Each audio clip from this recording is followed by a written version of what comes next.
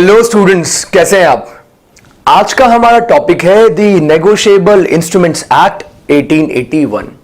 बहुत ही important topic है exam के पॉइंट ऑफ व्यू से, और कई बार स्टूडेंट्स की रिक्वेस्ट आती है कि सर ये टॉपिक समझने में थोड़ी सी प्रॉब्लम हो रही है। तो इस पूरी वीडियो सीरीज में we will talk about the Negotiable Instruments Act 1881। हम इसके सारे प्रोविजंस और इसकी सारी केस स्टडीज को डिस्कस करने वाले हैं। तो नेगोशिएबल इंस्ट्रूमेंट्स का मीनिंग क्या होता है, मैं मीनिंग पे अभी आता हूं, लेकिन मीनिंग पे आने से पहले मैं आपको जरा ये बता दूं कि ये एक्ट आया कब था। This act came into force on 1 मार्च 1882। 1 मार्च 1882 को ये एक्ट आया था। और इसका मेजर सोर्स क्या था? इसका मेजर सोर्स था English common law. English common law से इंडिया में नेगोशिएबल इंस्ट्रूमेंट एक्ट बना था। और इसको बनाने का पर्पस क्या था, किस पर्पस के लिए बनाया गया था? ये जो एक्ट है इसको बनाने का पर्पस ट्रेड और कॉमर्स यानी कि मर्केंटाइल पर्पस के लिए ये लॉ बनाया गया था। अब बात करते हैं जरा कि नेगोशिएबल का मतलब क्या होता है और इंस्ट्रूमेंट का मतलब क्या होता है। सो नेगोशिएबल मींस ट्रांसफरेबल। यहां नेगोशिएबल का मतलब नेगोशिएशन से नहीं है, नेगोशिएबल का मतलब है जो ट्रांसफर हो सके। इंस्ट्रूमेंट का मतलब क्या है? इंस्ट्रूमेंट का मीनिंग है रिटर्न डॉक्यूमेंट। तो नेगोशिएबल इंस्ट्रूमेंट का एक सिंपल सा मीनिंग निकल कर आया, एक ऐसा रिटर्न डॉक्यूमेंट जिसे फर्दर नेगोशिएट किया जा सके। लेकिन अब आपके दिमाग में यह सवाल जरूर आ रहा होगा कि सर हम इसे कितनी बार नेगोशिएट कर सकते हैं? जरा गेस कीजिए, इसे हम कितनी भी बार नेगोशिएट कर सकते हैं? यस, ये डिपेंड करता है कि उस इंस्ट्रूमेंट की मैच्योरिटी कब तक है। जितने इंस्ट्रूमेंट की मैच्योरिटी होगी उतनी बार इसे फर्दर नेगोशिएट यानी कि ट्रांसफर किया जा सकता है। बस डिपेंड करता है कि उसकी मैच्योरिटी ड्यूरेशन कब तक की है। मान लीजिए अगर नेगोशिएबल इंस्ट्रूमेंट पे मैच्योरिटी 3 महीने की है तो उस 3 महीने में उसे n number of times endorse या नेगोशिएट किया जा सकता है। एंडोर्समेंट क्या होता है मैं उसकी बात आगे आपके साथ करूंगा। अब जरा ये देखते हैं कि नेगोशिएबल इंस्ट्रूमेंट्स में हम किसे इंक्लूड कर सकते हैं और किसे एक्सक्लूड कर सकते हैं। ये जानना बहुत इंपॉर्टेंट है और ये जानना बहुत ही आसान है। इसके जानने का बेस्ट तरीका क्या है? बेस्ट तरीका यह है कि हमें सिर्फ 3 सेक्शंस याद रखने हैं, promissory note, bills of exchange और चेक के सेक्शंस कौन से हैं? Section 4, section 5 and section 6। बस ये 3 सेक्शन। यहां मैं आपको ये बात बता दूं कि नेगोशिएबल इंस्ट्रूमेंट्स की डेफिनेशन गेस कीजिए कौन से सेक्शन में है। हर एक्ट की तरह इसमें नेगोशिएबल इंस्ट्रूमेंट की डेफिनेशन जो है वो सेक्शन 2 में नहीं है। हम मेजॉरिटी ऑफ द एक्ट्स में देखते हैं कि जो डेफिनेशन होती है वो सेक्शन 2 में होती है, लेकिन इस एक्ट में नेगोशिएबल इंस्ट्रूमेंट्स की डेफिनेशन सेक्शन 13 में गिवन है। और सेक्शन 4, 5, 6 3 सेक्शंस हैं और 3 उसमें इंस्ट्रूमेंट है। सेक्शन 4 में आता है प्रॉमिसरी नोट, सेक्शन 5 में आता है bills of exchange and section 6 में आता है चेक। बस इन 3 चीजों को नेगोशिएबल इंस्ट्रूमेंट की डेफिनेशन में इंक्लूड किया जा सकता है। यहां मैं आपको एक बात और क्लियर कर दूं कि डिमांड ड्राफ्ट को भी हम इस चेक की डेफिनेशन में इंक्लूड कर लेंगे। तो नेगोशिएबल इंस्ट्रूमेंट में promissory note, bills of exchange और चेक आते हैं। अब कई बार स्टूडेंट्स का क्वेश्चन होता है कि सर क्या करेंसी नोट को भी हम नेगोशिएबल इंस्ट्रूमेंट कह सकते हैं?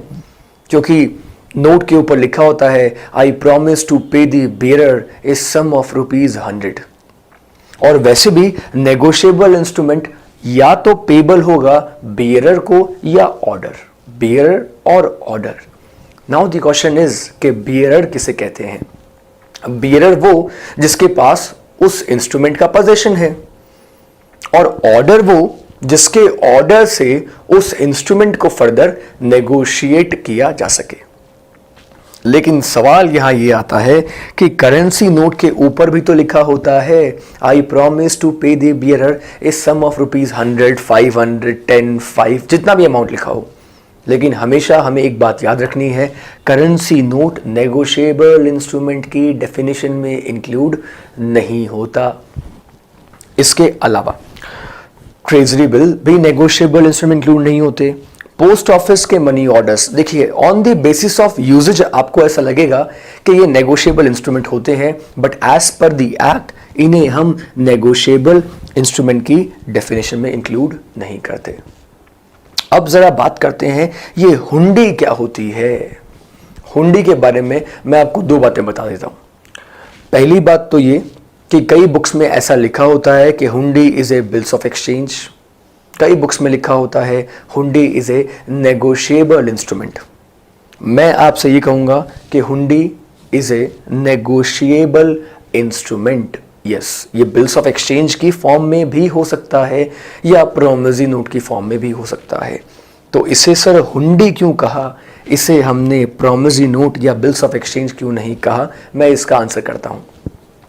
तो हुंडी का बेसिकली मीनिंग है it's a negotiable instrument which is drawn in vernacular या ओरिएंटल लैंग्वेज में जो बनता है इंस्ट्रूमेंट, उसे हम कहते हैं हुंडी। हुंडी बहुत पुराना इंस्ट्रूमेंट है और इसके जितने भी प्रोविजंस हैं, इसे गवर्न कौन करता है, इसे गवर्न करते हैं लोकल कस्टम। यस, हुंडी कस्टम से गवर्न होती है। तो हुंडी नेगोशिएबल इंस्ट्रूमेंट में इंक्लूड नहीं होती, लेकिन यहां मैंने लिखा है कंडीशंस अप्लाई।